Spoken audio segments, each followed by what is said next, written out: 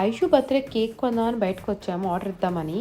So, పక్కనే ఈ shop ఉంటే ప్రియా ఇలా ఐషుకి ఫిష్ తీసుకుందాము. ఒక సింగిల్ ఫిష్ అయినా చిన్న బౌల్ తీసుకుందాం టేబుల్ మీద పెట్టుకునేలాగా.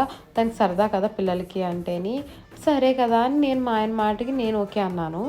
ఎందుకంటే ఇంట్లో ఒక ఫిష్‌ని పెట్టుకున్న నుంచి ఆ పాట్ క్లీనింగ్ అంతా కూడా ఏదైనా పనే కదండీ. పని పెంచుకోవడం ఇద్దరు పిల్లలతో మళ్ళీ అదొక పని. ప్లస్ వీళ్ళు కుదురుగా ఉంటారా లేదా అని నా భయం. సో, సరే అని ఓకే అన్నాను. మేనేజ్ చేద్దాం కదా అని చెప్పి. చిన్న పాటే అంటున్నారు కదా! ఏముంది ఈజీగా క్లీన్ చేసేయొచ్చని.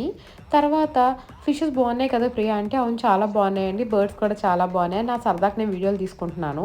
ఈ లోపల ఈయన చక్కగా ఈయన ప్లాన్ ప్రకారం లోపలికెళ్ళి అన్నీ మాట్లాడేసుకొని ఫిషెస్‌ని తీసి చక్కగా పొట్లం కట్టిచ్చేసారు. అదేంటండి బాబు అంటే, పద పద అని చెప్పి కార్ ఎక్కిచ్చేసారు నన్ను. చూసారా? చిన్న పాట్ ఒక్క సింగిల్ ఫైటర్‌ని పెడతానని చెప్పి ఇన్ని ఫిషెస్‌ని ఇంటికి తీసుకొచ్చారు. ఇప్పుడు ఆళ్ళమ్మాయి బానే ఉంది. ఆయన బానే ఉన్నారు. దీన్ని ప్రతి 10 రోజులకి క్లీన్ చేసేది నేను.